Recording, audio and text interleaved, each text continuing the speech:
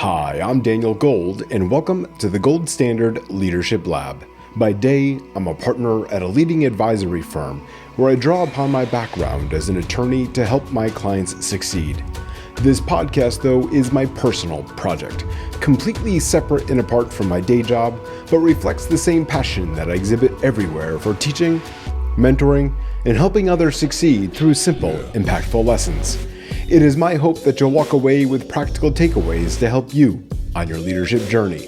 Thanks for being a part of this community and for joining me in the Leadership Lab. Before we get into today's episode, a quick word from a sponsor I am personally connected to. This podcast exists because I believe that leadership is a practice, and practice happens everywhere, in the lab, in the field, and even on a river in Europe. In July of 2027, I am boarding an AMA Waterways river cruise for a 7-night sailing on the Rhine. Amsterdam to Basel, through the Rhine castles and into the Swiss Alps. 7 nights on the water. My wife, a luxury travel designer at M. Markham Travel, has secured exclusive preferred rates on this specific sailing just for listeners of this show. This is not something available to the general public. She put this together just for GSL listeners. M. Markham Travel specializes in curating experiences that are worth the trip, and this itinerary is a genuinely exceptional one. If you have been thinking about a European river cruise, this is the sailing to book, and this is the rate to do it at. Here's what will make this sailing different for GSL listeners. I will be on that boat. Come find me on the deck. Bring your questions about the Golden Leadership Cycle or whatever you are working on through right now. We'll talk. No conference room, no agenda, no clock. To see the full itinerary and lock in your preferred rate, head over to mmarkhamtravel.com/GSL. That is mmarkhamtravel.com/GSL. Spots at this rate are very limited. If you are planning summer 2027 travel, do not wait on this one. Head over to mmarkhamtravel.com/GSL. All right, let's get started. I want to take you back to a conference room sometime in the mid-2000s. I am sitting in the audience at a legal technology presentation, and I could not tell you who was presenting, and I could not tell you what the topic was. What I can tell you is that within 8 minutes, half the room had their BlackBerries out. The other half had that particular look on their face that legal professionals get when they're performing attentiveness. Their eyes forward, but their minds, well, they were definitely somewhere else entirely. And I'm sitting there watching it happen, thinking to myself, if I am ever going to be successful selling legal technology to a room filled with attorneys and be exceptional at it, I cannot be that person at that podium. I cannot build a career on making smart people pretend to pay attention to me. So that moment set me down a rabbit hole. I devoured books such as Slideology, written by Nancy Duarte, Presentation Zen by Garr Reynolds, and Steve Gallo's The Presentation Secrets of Steve Jobs. The neuroscience of how human beings process information and why stories survive in memory when bullet points evaporate in 30 seconds is incredible. I started studying what moves people, and what I found was that the answer had nothing at all to do with someone's credentials. It's never the title. It was never the case study with all the impressive metrics and all of the great data points. It was always the human being underneath all of that. I tested that theory a few years later when the company I worked for at the time ran an internal innovation contest. The goal was to record a 5-minute video presentation that would be broadcast to all employees on your best idea to help the company become more innovative. Now, I had been deep in Nancy Duarte's work on leading with story instead of data. My video was about how our company become more innovative by being better storytellers when delivering presentations. So I picked up a camcorder, because this was well before Zoom or before any of that was normal, pointed it at my face, and introduced myself. Not with my title, not with my credentials, but instead with where I lived, what I loved, and a photo of my dog at the time, a mini golden doodle.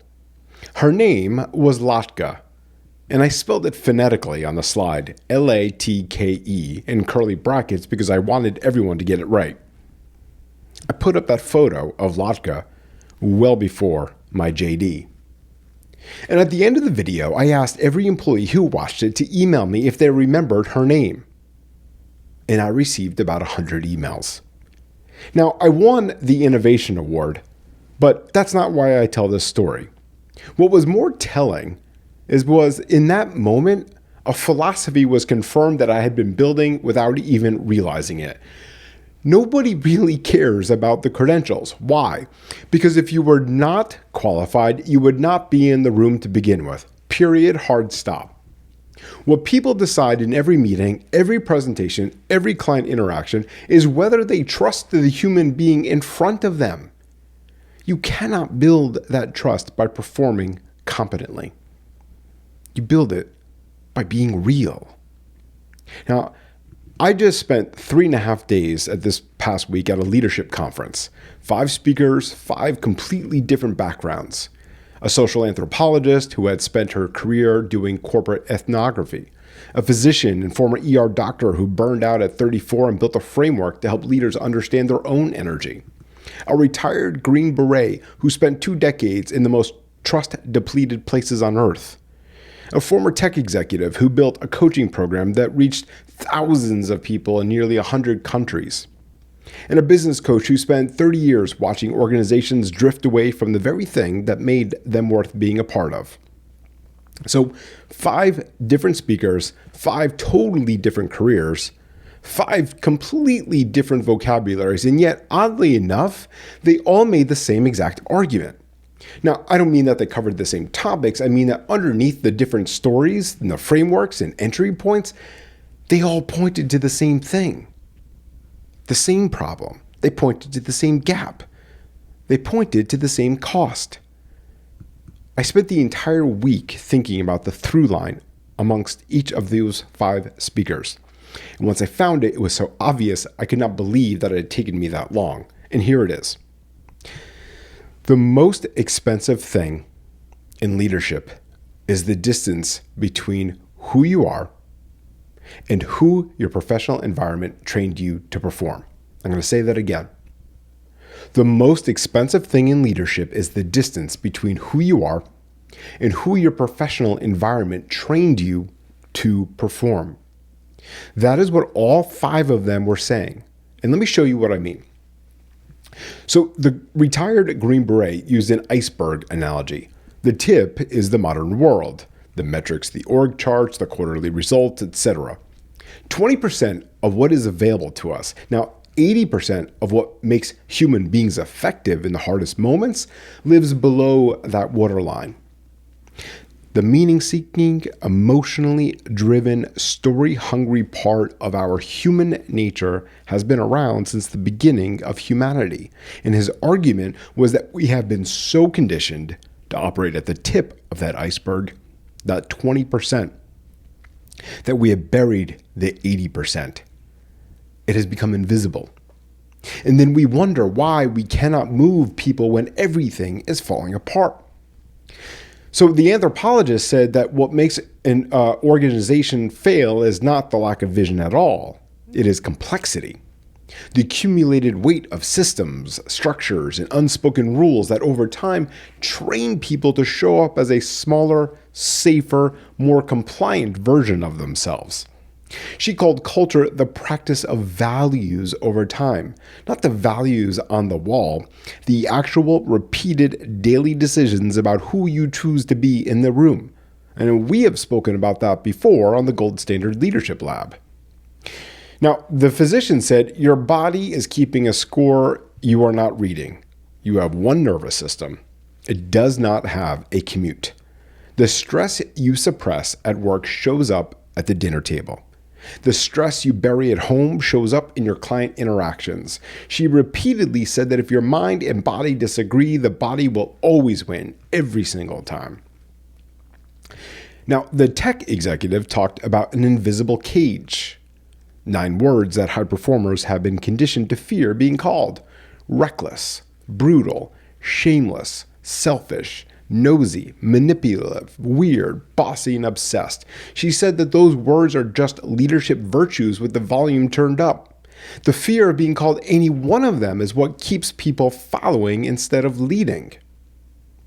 And finally, the business coach said that successful organizations do not lose their way due to a lack of vision, but rather through drift and the tyranny of incrementalism. Day by day, decision by decision, the thing that made them extraordinary becomes ordinary, and nobody notices until the numbers finally tell the story. So there you have it, 5 frameworks, 5 vocabularies, same exact argument. The training that made you successful is the same training that is making you less human. Why? The gap between who you present yourself to be and who you actually are is costing you and everyone around you. Now, I've spent 95% of my professional career in legal technology, software, and IT managed services. And when I look back across those 24 years, I can see the same pattern playing out over and over. Every environment I entered, I looked for the human story underneath the technical product. And I told that story when everyone around me was telling the technical one. The Latka deck, the blog posts I've written where I used Cookie Monster and I Love Lucy, or the Kansas City Royals winning the 2015 World Series, and the art and science of roasting coffee, all to explain legal technology, software, and services concepts. Because I believed, and I still believe, that if I could make someone smile or see something familiar before I made them think about data preservation and proportionality, they would retain what I was teaching them. The castle metaphor presentation I built, in which I used a medieval fortress under siege to explain why your company's data is actually less secure than you think, because I knew that the attorneys understood castle walls and moats in a way they did not always understand network perimeters and access controls. And along the way, I created a video series called Gold Nuggets, short and direct, my face and my voice instead of another slide deck about compliance requirements and feature matrices. And then there was the RV camping piece that I wrote, in which I connected a family road trip to project management in legal software and services. And then most recently, in which I went all the way back to ancient Greek philosophy to the word krino, meaning to judge, to separate, to discern, to argue that how human beings are not in the loop when it comes to generative artificial intelligence, but rather they are in the lead, optimized as a result of leveraging AI in a way that doesn't give away an attorney's cognitive and ethical actions that defines the profession. Full tilt every time. Now, I want to be clear. I call out each of these examples not as like a humble brag, but because I want to tell you that I deployed a very deliberate philosophy. While it started as survival to do my job better in the very early years of this profession, so people wouldn't fall asleep or fiddle with their iPhones during my presentations, I studied storytelling because I realized that authentic, true humanity on display is what cements business relationships, not a gimmicky closing line used in sales. And every time I led with the human angle, it worked. Every time I let the professional register win, every time I buried the story and led with the feature or the frameworks or the metric, something got let on the table. Every environment has its own gravitational pull. The firms and organizations we work for are not trying to diminish us. Most of the time, they are not even aware they are doing it. It's just the accumulated weight of professional norms, risk management instincts, and the unspoken understanding that a certain register is acceptable and that a certain kind of expression raises eyebrows. I have navigated that tension myself. There have been moments when I had to find the version of my approach that the institution could hold and accept, that it would be smaller than what I knew would work. And that's not a complaint. It's just an honest description of what most people inside large organizations live with, and what most of them have never named out loud. Your cage might be institutional. A firm culture that rewards a certain kind of professionalism and views anything outside that registers as a liability. Your cage might be a manager who told you to tone it down. It might be an industry that has decided gravitas looks a specific way and anything that deviates is suspect. Might be the accumulated weight of watching people get rewarded for performing competence and penalized for displaying uncertainty. The bars of this invisible cage are different for everyone. Most high performers are inside of one, though. Most of them have been in it so long that they have stopped noticing that it is there. The question one of those speakers put to the room this week, and I'm going to put it to you now, is this. If 80% of your effectiveness lives below the waterline, what have you buried? What did the professional environment teach you to suppress? What would you do differently if you stopped being afraid of the word reckless or vulnerable or too much? Put it another way, what is your Latka? And when did you stop putting her first? So here's one question to sit with this week. Think about the last high-stakes conversation you had. A client meeting, an internal presentation, or a difficult conversation with someone on your team. And ask yourself this question. What did you know was true or feel was important that you chose not to say because it felt too human, too personal, or too much? The leaders your audience will remember 20 years from now are not going to be the ones who had the best slide decks. I assure you of that. They are, though, the ones who will tell the truth about what the work costs, why it matters, and who they really are beneath their credentials. They are the ones who will put their Latka first. I've been working on a book for the past year, and the argument at the center of that book is simple. The leaders worth following are not the ones who make themselves indispensable. They are the ones who made themselves unnecessary by pouring so much of themselves into the people around them that their leadership lived on long after they left the room. But you cannot make yourself unnecessary if you are performing a smaller version of yourself. The leaders who leave something behind worth having the ones who refuse to stay inside of the invisible cage. Persistently, over time, choosing the human angle, choosing humanity when the professional environment was pulling toward the credential angle. That is what this book is about, and that is what today was all about. And if this episode landed for you, I want you to share it with one person who needs to hear it. Oh, and if you remember my dog's name from my video, drop it in the comments. Remember, leadership isn't about perfection. It is about progress.